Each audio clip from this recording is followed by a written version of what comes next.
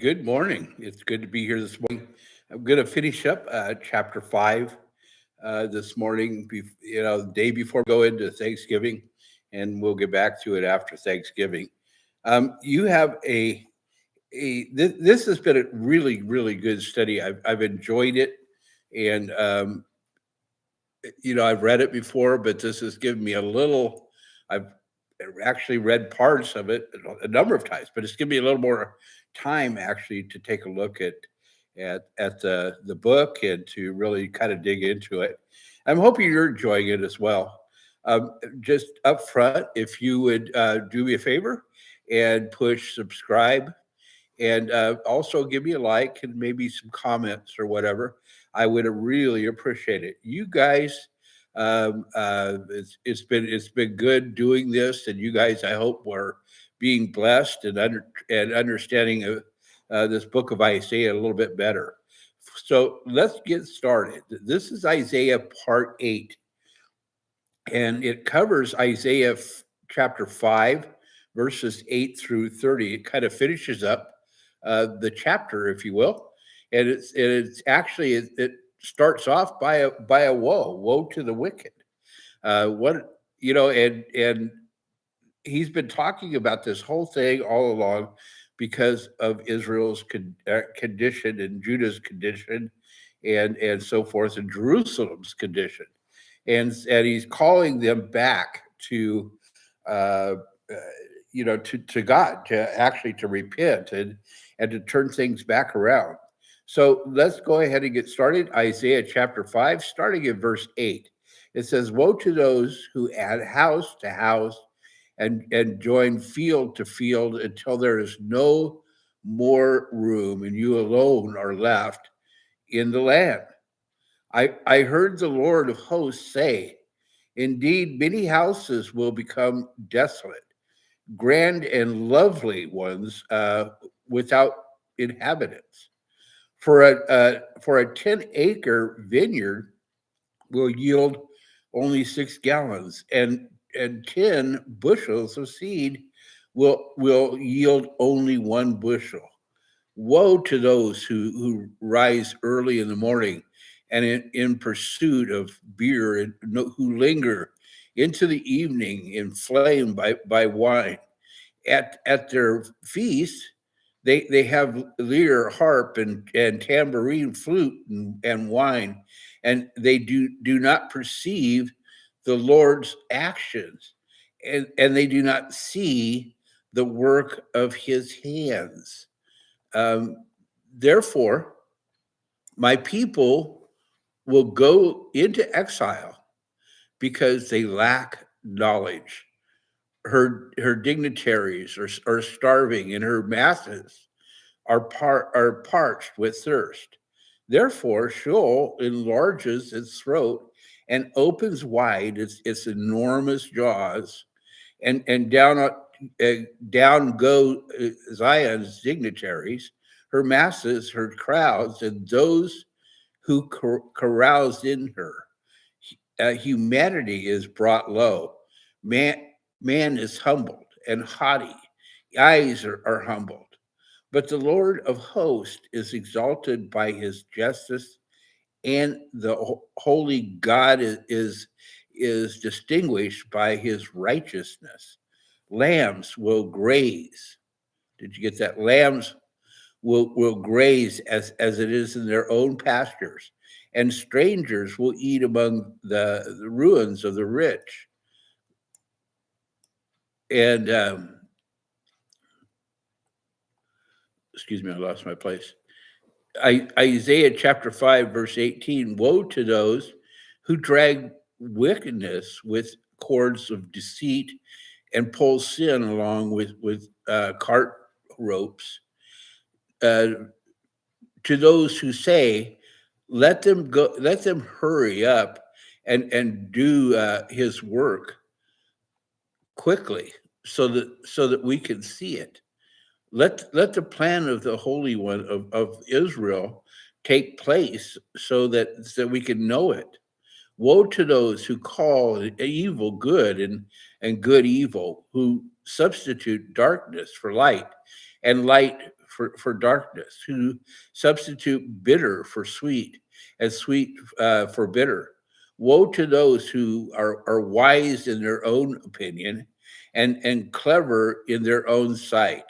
Woe to those who are heroes of drinking wine, who are fearless at mixing beer, who acquit the guilty for a bribe and deprive the innocent of justice. Therefore, as a league of fire consumers, straw and dry grass shrivels in the flame, so their roots will become like something rotten, and their blossoms will blow away uh, like dust. For uh, for something rotten, and their blossoms will blow away like dust. For they leave for they have rejected the instructions of the Lord of hosts, and they have despised the word of the Holy One of Israel. Therefore, the Lord's anger burns against his people. He raised the hands and against them and struck them. The mountains quaked, and their corpses were like garbage in the streets. In all of this, his anger is not removed, and his hand is still raised to strike. He raises a signal flag for the distant nations and whistles for them from the ends of the earth. Look how quickly and swiftly they came. None of them grows weary or stumbles. No one stumbles or sleeps. No belt, is loose, and no sandal strap broken. Their arrows are sharpened, and their bows strung. Their horses' hooves are like flint. Their chariot wheels are like a whirlwind. They roar. Their roaring is like a lion's. They roar the young lions, and they growl and seize their prey and carry it out, and no one can rescue them, or nobody can rescue it. On that day, they will roar over it like the roaring of of sea. Uh, when one looks at the land, there will be darkness and distress. Light will be obstructed by clouds. Wow, there we go. And we have something that we just need to understand about it, and is Isaiah chapter 8 verses 8 through 30 is a prophetic message that pronounces a series of six woes, judgments or curses against the people of Israel for their specific sins and moral corruption, culminating in a warning of impending invasion and exile by foreign nation to divine punishment. The passage follows the song of the divine, of the vineyard in Isaiah chapter 5, verses 1 through 7, where Israel is depicted as a vineyard that failed to produce good fruit. And by the way, you can also see that I did that yesterday, Isaiah chapter 5, verses 1 through 7. The core meaning of the passage is that because the people have rejected God's law and lived in defiance of his standards, they would face severe consequences.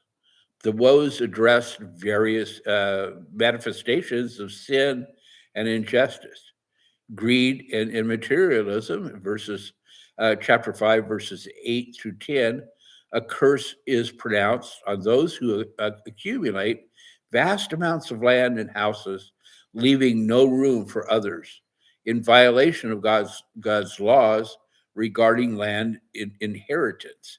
Leviticus chapter 5, verses 23 through 28. Hedonism and indifference to God.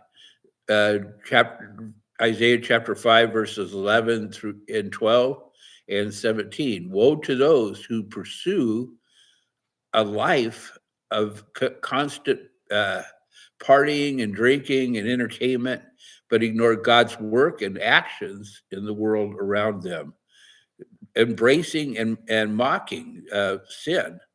In chapter 5, Isaiah chapter 5, verses 18 and 19, this woe is for those who are so committed to sin that they actively draw iniquity to themselves and mock God, challenging him to act or judge them. Okay, act or judge them. The moral perversion, actually, in chapter 5, Isaiah chapter 5, verse 20, a denunciation of those who have inverted moral standards, calling good and good evil, and confusing light and darkness, and bitter with sweet. This signifies a deep spiritual and ethical blindness. Okay, arrogance and self-wisdom. Isaiah chapter 5, verse 21. Woe to those who are wise in their own eyes and believe that they know better than God, relying solely on their own understanding and reason. Injustice and bribery, Isaiah chapter 5, verses 22 through 23. This final woe is directed at powerful individuals and judges who are champions at drinking wine and accepted bribes to acquit the guilty while denying justice to the innocent. And